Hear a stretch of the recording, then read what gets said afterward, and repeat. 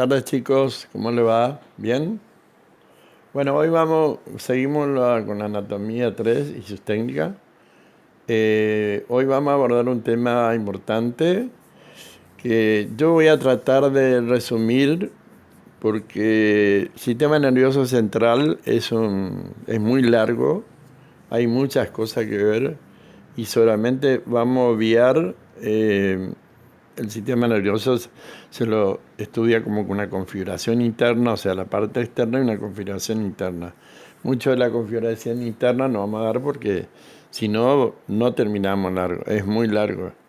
En anatomía, por ejemplo, a veces se da 2 meses, 3 meses, y yo entonces le quiero dar una idea para, eh, para saber después eh, conocer, digamos, las patologías como el traumatismo del cráneo, los tumores cerebrales, las paraplejías, en fin, alguna patología y cómo se puede resolver, ¿no es cierto? Estos problemas que pueden ser importantes. Y que es la idea es que tengan un conocimiento. Vamos a ver cerebro, las cavidades ventriculares, el líquido cefalorraquídeo, eh, el, los centros cerebrales, el tronco cerebral, y no vamos a dar cerebelo por razón de tiempo, que voy a dar en la próxima clase. Bueno, el cerebro. El cerebro constituye, como estamos viendo ahí, el órgano fundamental del sistema nervioso central. Sería la usina, digamos, como una usina, sería el director de orquesta de todo el organismo, digamos así, donde después ya vamos a ver más adelante la importancia y las múltiples funciones que tiene, y se aloja dentro de la cavidad craneal, descrita con anterioridad. ¿Mm? Bueno, la configuración externa del cerebro. ¿Mm? Es de forma ovoide, como estamos ahí, de forma un huevo, cuyo eje mayor es anteroposterior, ¿visten? Estamos marcando esta era la anterior, anteroposterior. Y su extremidad más gruesa está dirigida hacia atrás, o sea que esto sería la parte posterior y esta sería la parte anterior. Acá estarían los lóbulos frontales, acá estaría el lóbulo occipital.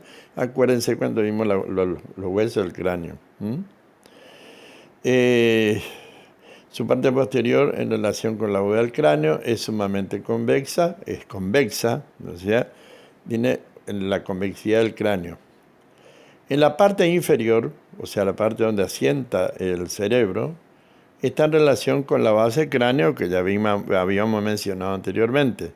Y la parte de atrás tiene una formación que está dada por las membranas meninges, que no la mencionamos, pero la menciono ahora, que son, acuérdense que la membrana meninge es la capa más externa y que se refleja en forma horizontal y divide la fosa cerebral de la fosa cerebelosa.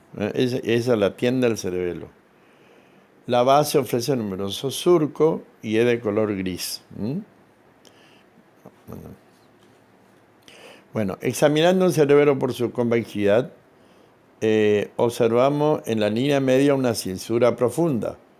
Acá voy a marcar esto se llama cisura interhemisférica. Esta cisura interhemisférica es una cisura profunda que divide al cerebro en dos mitades y simétrica. Esta llamada es la cisura interhemisférica. Y tenemos entonces así un hemisferio derecho, que estamos marcando acá, y un hemisferio izquierdo del otro lado. Que aparentemente hay una cisura, no están divididos, pero vamos a ver que están conectados por una sustancia blanca, que después mostraremos que se llama cuerpo calloso, que es una sustancia interhemisférica. Entonces, tiene esa gran cisura, pero está unido un cerebro con otro por un puente de sustancia blanca que se llama... Acá vemos, fíjense ustedes, en la parte posterior y abajo, acá estaría la tienda del cerebelo y por debajo estaría el cerebro. Entre la cisura, en la cisura interhemisférica, hay otra prolongación de la dura madre que divide los dos hemisferios, que tiene la forma de una hoz. Acuérdense la hoz, como una hoz, decía, o sea, de una guadaña, digamos así, que tiene un extremo en la punta, que viene hacia adelante, y que acuerda que dijimos, acuérdense de la apófisis crista galli. En esa apófisis crista galli se insertaba la hoz del cerebro y va hacia atrás, hacia la región occipital, y divide, ¿no es cierto?, los dos hemisferios. Pero por supuesto está por encima del cuerpo calloso que vamos a ver más adelante. Cada hemisferio puede dividirse a su vez en diferentes partes. El lóbulo frontal, que estamos acá adelante, al que vemos acá, el lóbulo frontal, ¿ven? Este es el lóbulo frontal que está en amarillo, que se encuentran los movimientos fundamentalmente. El lóbulo parietal, que lo estamos viendo en verde acá, la parte trasera superior donde se encuentran las sensaciones, o sea, la sensibilidad de las sensaciones. El lóbulo temporal, situado detrás de cada 100, reconocimiento de persona, oído y habla. Ya vamos a ver adelante algunos centros cerebrales que se encuentran en lo mismo. Y el lóbulo occipital, por último, por atrás, está, ¿no es cierto?, en la parte posterior de la cabeza, donde se encuentra el centro de la visión, para decir algunos centros, porque son múltiples. Bueno, y acá abajo ya vemos el cerebelo, acá estaría la tienda del cerebelo, y esto se llama, esto que viene más abajo, el tronco cerebral, que vamos a ver más adelante. Todo esto se llama encéfalo. Bueno, la masa del cerebro, que se compone de células nerviosas, ya vimos lo que son las células nerviosas, o células gliales, que son células de sostén y nutrición de las neuronas, son células mucho más pequeñas que nutren y le dan y le sostienen, y le dan la alimentación, digamos, y vasos sanguíneos. Existen numerosos vasos sanguíneos, como estamos viendo acá, Tiene numerosos pliegues, y esto que estamos viendo acá es muy característico del cerebro, que estoy marcando. Todo esto está formada por circunvoluciones, circunvoluciones, ¿ven? Todo esto son circunvoluciones. Y estas son grietas, digamos así, o cisuras pequeñas. Hay algunas cisuras que son mayores, más profundas, como la cisura de Silvio o la cisura de Rolando, que vamos a ver más adelante. Entonces, por lo que la superficie se multiplica muchas veces. Y dijimos hoy en lóbulos. Cisuras, la cisura lo divide entonces también en lóbulos. Como dijimos, el frontal, temporal, parietal y occipital. Dentro del cerebro también hay cavidades con líquido, como ser las cavidades ventriculares, con líquido cefalorraquídeo, cerebrales, que se comunican con espacio externo del líquido, donde comunican y se comunican y circula el líquido cefalorraquídeo. Entonces, vuelvo a repetir, presenta dos hemisferios cerebrales, uno derecho y otro izquierdo, por un espacio interhemisférico donde se encuentra la hoz del cerebro. Como dijimos recién, la hoz del cerebro ya lo escribimos acá. Estaría acá la hoz del cerebro y acá en el medio estaría el cuerpo calloso que une ambos hemisferios. Bueno, configuración interna. La corteza cerebral, acá ven, esto es un corte. Este corte se llama corte de Charcot, que es un corte horizontal. Horizontal, ¿ven? Existen otros cortes que son longitudinales, que se llama de Fletching. Este es Charcot. Observen usted acá. Está constituida por sustancia gris. ¿Ven? Esto que está más oscuro, fíjense ustedes, está oscuro, toda la corteza, que sería la corteza cerebral. En esta parte oscura acuérdense, acuérdense de la neurona, que la neurona tenía un cuerpo, son los cuerpos celulares de la neurona. Acuérdense que tenían las prolongaciones, que eran las dendritas y los axones, ¿no? Entonces, aquí estarían los cuerpos cerebrales. En la parte oscura se encuentran los cuerpos de la neurona. Las neuronas son millones, millones, se calculan en millones. Millones de neuronas existen en el cerebro. Eso es importante saber y recordar. Y las partes internas del cerebro está formada por esto que está más claro, ¿ven? Más claro, toda la parte más clarita que se ven acá, están formados por fibras, están formados por sustancias blancas, que son las fibras de los axones. Acuérdense de los axones, prolongaciones, digamos, que forman la sustancia blanca, que son fibras. Y acá estamos viendo lo que hoy mencionamos, que une un hemisferio con otro. Esta sustancia se llama sustancia interhemisférica, que se denomina cuerpo calloso. Acá dice sustancia blanca, le volvemos a repetir, espacio interhemisférico, y acá la sustancia gris. Está bien declarado.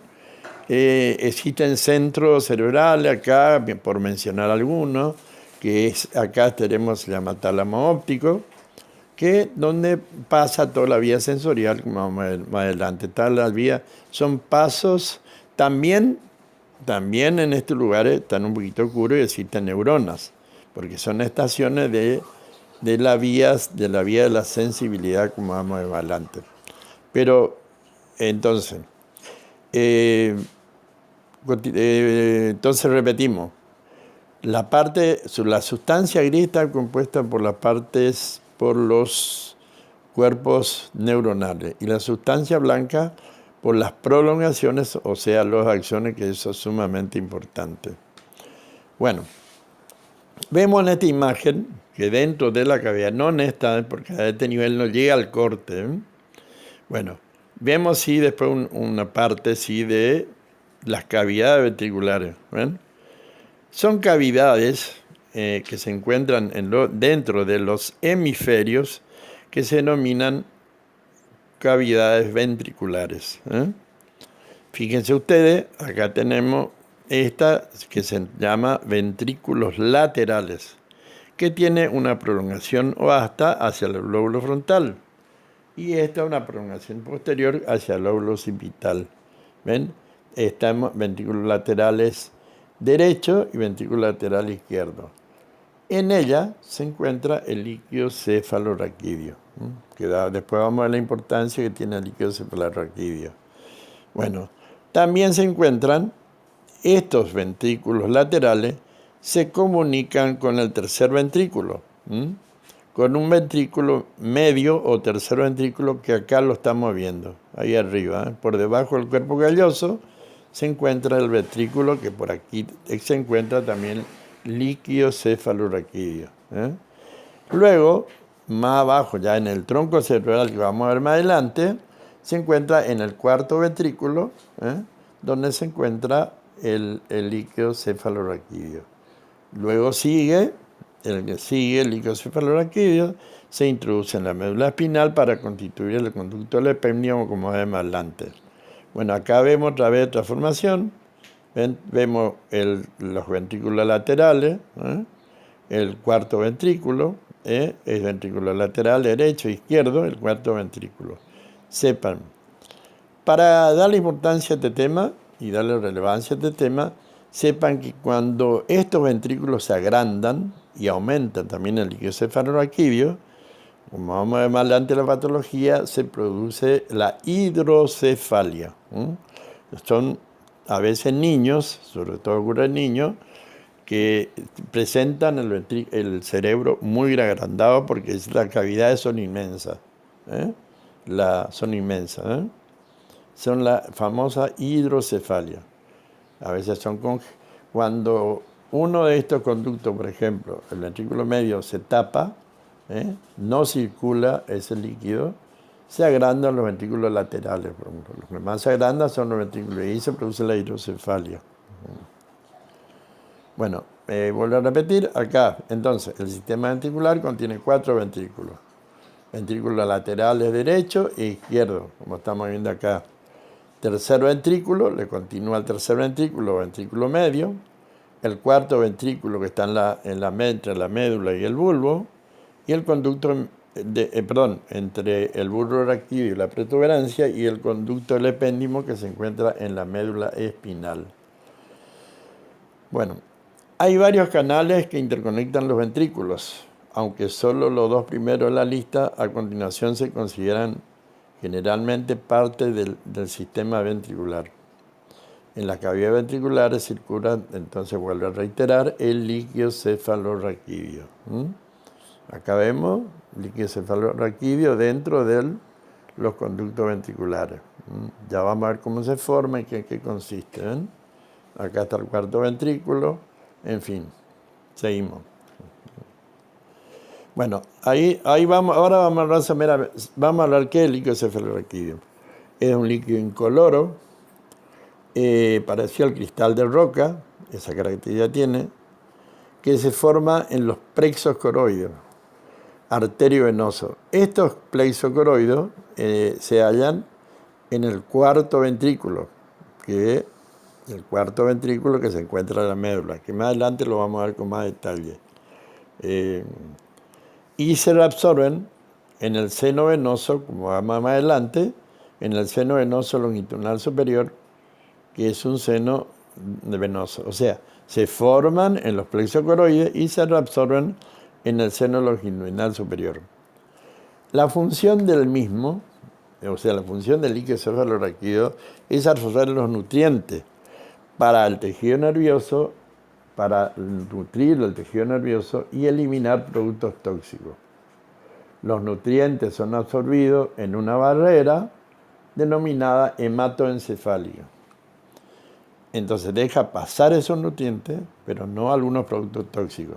Importante, porque la misma impide que alguna sustancia, por ejemplo, para citar un ejemplo, la bilirrubina es tóxica para el aumento de la bilirrubina en los casos de ictericia, que alguna vez mencionamos, como por un síndrome coroidociano, una hepatitis, hay aumento de la bilirrubina y esa barrera impide que la bilirrubina pase al sistema nervioso y produzca trastornos muy severos, inclusive a veces la muerte del paciente. No pueden ingresar en el sistema nervioso central en caso de que esto aumente en los casos de ictericia, como dijimos. La cantidad de líquido cefalorraquídeo normal se encuentra entre 150 y 170 centímetros cúbicos, pero es importante que exista. Además, presenta una función mecánica de protección del encéfalo ante los traumatismos leves que se producen entre este y los huesos del cráneo. O sea, que si no hubiera líquido cefalorraquídeo, cualquier pequeño golpe destruiría inmediatamente la masa encefálica. Es como algo neumático, digamos así, que impide que un traumatismo impide que se pueda destruir fácilmente el cerebro. Pero no del todo, por supuesto. Hay lesiones importantes que destruyen la masa encefálica. Los centros cerebrales corticales. Las funciones del cerebro son muchísimas, como dijimos hoy. Suele estar el centro de la memoria, el centro de la atención, el centro de la ideación, de la inteligencia. En el cerebro está todo, esa parte. Pero existen algunos centros de la masa encefálica que aún son desconocidas.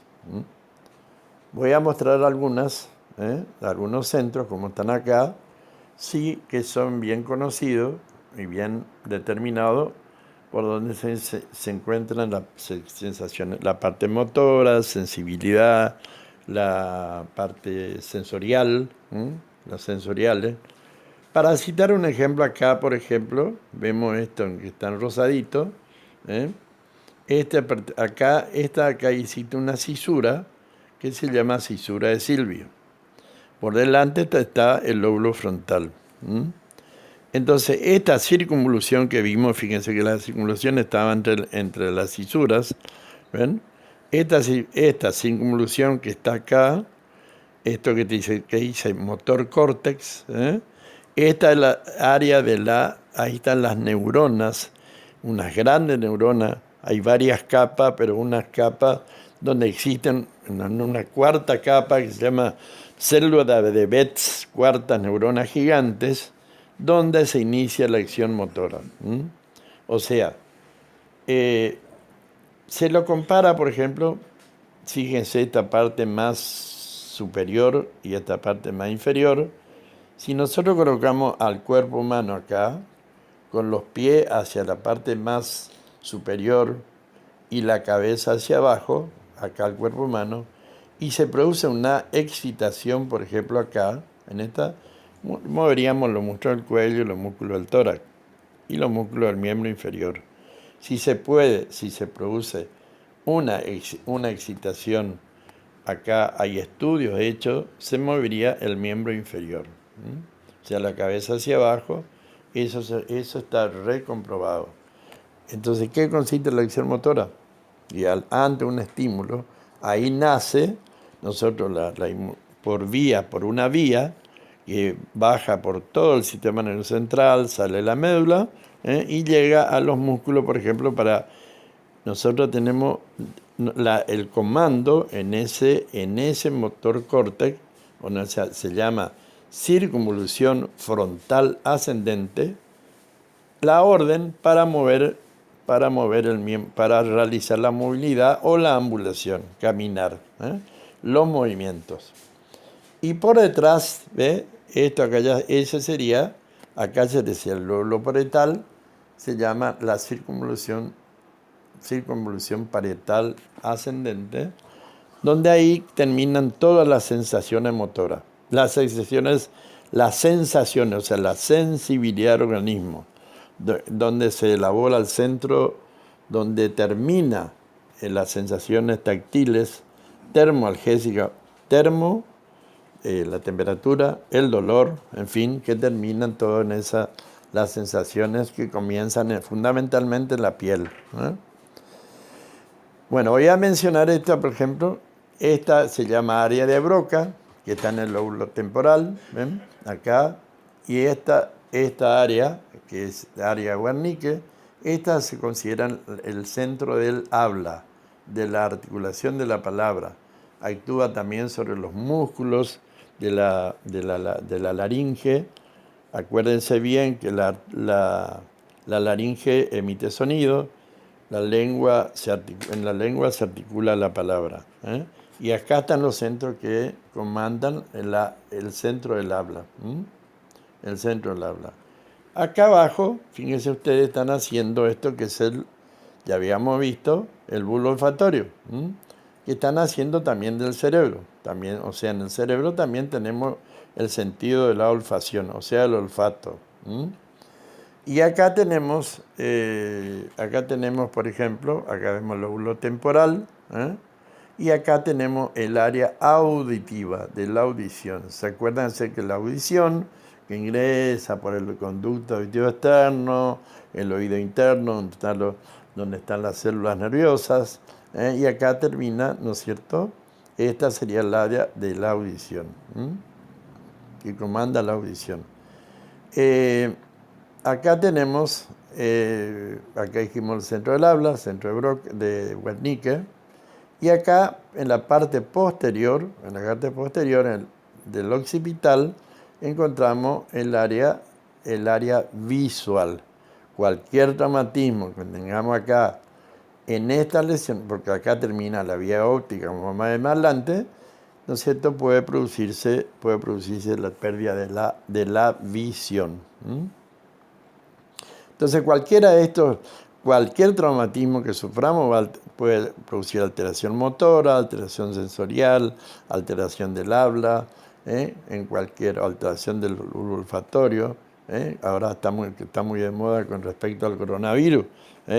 Pareciera ser que el coronavirus altera, ¿no es cierto?, el centro de la olfacción o la olfacción misma, ¿no? Y el gusto, el sentido del gusto. Bueno, acá vemos otra, vamos a repasar rápidamente. Tenemos también el área otra vez nuevamente, están en otro color.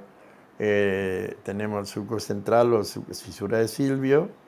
Está su corteza somatosensorial, la sensibilidad, la motora, sector cognitivo lingüístico de la lengua, de Wernicke, el área de Broca, área de asociación auditiva, aquí estaría la audición, y acá estaría la corteza visual.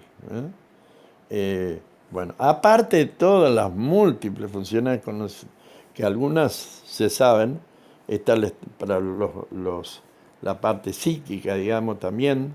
O sea que, como ven ustedes, como dije hoy, el cerebro sería el director de orquesta de todo el organismo. Así. Bueno, vamos a ver también la irrigación cerebral, que es muy importante, algún traumatismo, algún problema que existan las arterias, como ser los aneurismas, por ejemplo, es importante conocer. La irrigación cerebral. El sistema nervioso central está irrigado por ramas del polígono Willis, que está formado hacia atrás por la unión de las arterias vertebrales, formando el tronco basilar, y hacia adelante está formado por ramas terminales de la carótida interna, como habíamos visto ustedes, ¿se acuerdan de cuando yo le mostré la grabación de los huesos del cráneo? Le mostré el cable ese que ingresaba, que representaba uno, por un lado, como estamos viendo, la carótida interna, que está, acuérdense que la carótida interna que ingresa por los conductos, ingresa en el peñasco, por el conducto inferior y carótida inferior, conducto auditivo superior, formando un sifón, que luego se ingresa en el seno cavernoso y luego da las ramas terminales. Acá vemos, acá mostramos. Esta es la carótida interna. Y por el otro lado, estas son las arterias vertebrales. Ambas arterias vertebrales van, ¿no es cierto?, por la protuberancia, después vamos a ver por una parte de la protuberancia, la arteria basilar. Entonces, las cerebrales, ¿se acuerdan ustedes que mostrábamos en hueso, que van enhebrando el agujero transversario y ingresan por el agujero occipital? Se unen ambas ya dentro del cerebro y forman la arteria basilar. La arteria basilar va a dar dos ramas a su vez, que van a constituir, ¿no es cierto?, uniéndose acá la basilar con la arteria carótida interna, formando una forma de polígono. Se llama polígono de Willis. Que van a dar, estas se llaman, que van a dar las cerebrales anteriores, las cerebrales medias y las cerebrales posteriores, que van a terminar irrigando, fíjense la múltiple irrigación que tiene el cerebro y lo que puede causar un traumatismo, lesionando el cerebro o las membranas meningias también. Ojo, la membrana meningia está irrigada por otra arteria que dijimos anteriormente, la meningia anterior, media y posterior, que no tienen nada que ver con el polígono Willis. Pero también es importante a la hora de presentarse un traumatismo. O sea que el cerebro está muy irrigado y van a formar los famosos hematomas extradurales, intradurales, hematomas cerebrales, de la masa cerebral en un traumatismo, por ejemplo. Entonces eso adquiere importancia. Y adquiere relevancia acá en el polígono Willis. Hay algunas malformaciones congénitas donde se producen los aneurismas, cuya rotura puede ser gravísimo y producir la muerte de un paciente, como vamos a ver más adelante. Vamos a pasar el drenaje venoso. Está formado por los senos venosos, que ya hemos explicado algunas veces, que son verdaderas venas, que no son verdaderas venas, sino que las venas tienen capas, acuérdense las capas, una adventicia, una pequeña muscular que es elástica y un endotelio. En cambio acá tienen el surco que habíamos visto en el cráneo y la dura madre, que son verdaderas, sino que son de doblamiento de la dura madre. O sea, llega la dura madre con dos capas. Una capa que se une al hueso y la otra al tejido nervioso. Los senos venosos son varios y todos terminan en la vena yugular interna, eso es lo importante. Acuérdense la vena yugular interna que habíamos visto en el cuello, que va acompañando a la carótida interna y luego la carótida primitiva. La yugular interna que sale del cráneo por un orificio llamado agujero rasgado posterior. Acá vemos una imagen, este es el seno longitudinal superior. Acuérdense acá de donde se reabsorben el líquido cefalorraquídeo. Dijimos, este es el seno longitudinal superior que está en el hueso frontal, en el hueso parietal y en el hueso occipital. Es el gran seno venoso. Después hay varios senos, seno recto. Nombramos el otro día el seno cavernoso que está al costado del cuerpo del efenoide. Senos rectos, senos laterales, en fin. Pero lo cierto es que todos los senos venosos, como estamos viendo acá, van a terminar en esta grandes vena que va a salir del cerebro, del lado derecho y del lado izquierdo, de la vena yugular interna. Vena yugular interna. Entonces acuérdense que por el seno longitudinal superior se reabsorbe el líquido cefalorraquídeo, se va a salir sangre venosa y algo de cefalorraquídeo se va a eliminar y después va a terminar en el corazón. Como vimos anteriormente, por intermedio de las venas cava superior e inferior, sobre todo superior. Entonces, estos son los senos. Esa es la idea que tengo de los senos. Sepan que es sumamente importante. Fíjense acá, habíamos mencionado el seno longitudinal superior, un seno recto que se une acá, que estaría en la parte endocraneal, en la parte endocraneal del occipital.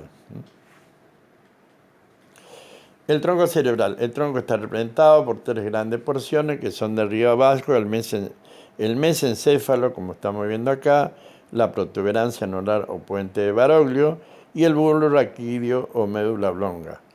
Acá tenemos entonces la protuberancia anular, acá tenemos el bulbo raquídeo y por abajo la médula. No vemos el mesencéfalo. Entonces, dijimos, acá vemos todo otra vez. El cerebro, el mesencéfalo, el puente Baroglio y el bulbo raquídeo. Este es el tronco cerebral. Y por detrás tenemos el cerebelo. Bueno, me olvidé decirle que dentro de los prares, dentro del tronco cerebral, nacen los 12 prares craneales, como vamos a ver más adelante. Bueno, el mesencéfalo está formado por dos porciones, una anterior representada por los pedúnculos cerebrales que unen al mesencéfalo con el cerebro, como estamos viendo acá, pedúnculo cerebral. Y una porción posterior donde se desprenden los pedúnculos cerebelosos, los cuales unen al mesencéfalo con el cerebelo. Este sería el pedúnculo cerebeloso superior y este el inferior. Y acá están los pedúnculos cerebrales. La protuberancia anular, también llamada puente de Baroglio, es una formación de sustancia blanca en forma de puente, como estamos viendo en la imagen acá.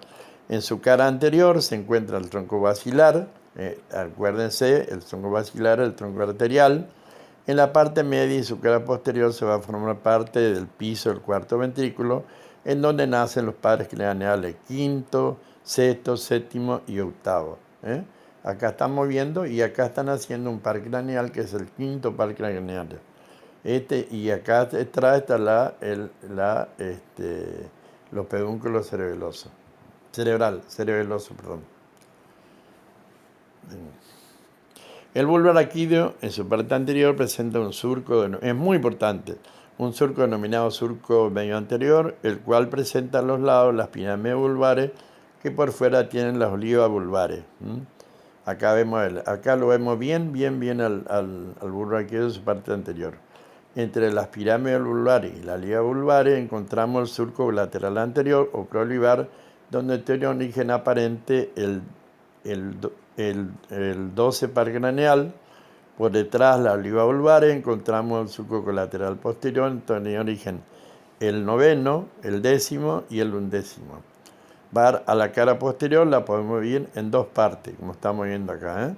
En una parte superior, esto va a corresponder a la protuberancia y esto va a corresponder al bulbo raquídeo. Y está acá, esa sería la base del cuarto ventrículo, ¿se acuerda? Donde circula el líquido cefalorraquídeo, ¿eh? A la cara posterior le podemos dividir en dos partes, una inferior que es similar a la médula espinal y una superior que presentan los pedúnculos cerebelosos inferiores, y una parte de la cara posterior del bulbo que forma parte del piso del cuarto ventrículo. Mide 3 centímetros y en su interior se encuentran centros muy, muy importantes para la vida. Entonces, ¿qué son? El centro cardiovascular, que rige todo el funcionamiento del sistema cardiovascular. El centro respiratorio, que rige toda la función respiratoria, y el centro del aparato digestivo, cuya lesión en los mismos, si existe una lesión acá en el bulbo, la lesión en los mismos puede producir la muerte inmediata. Fíjense, acá en el bulbo raquídeo, entonces existen los centros, que no lo vemos acá, en su configuración interna, los centros vitales del organismo. Entonces, sumamente importante, una lesión acá en el tronco cerebral y fundamentalmente en el bulbo raquídeo puede producir la muerte inmediata, paro respiratorio, paro cardíaco y fundamentalmente si toma la parte digestiva hasta el centro del vómito, el centro de todo el aparato digestivo, puede traer trastornos digestivos. Bueno, chicos, con esto terminamos, y creo que mi misión es darle una información somera de lo que es el sistema nervioso central. Seguimos más adelante. Hasta luego, cuídense ustedes. Hasta pronto, hasta la próxima clase, que creo que va a ser una videoconferencia.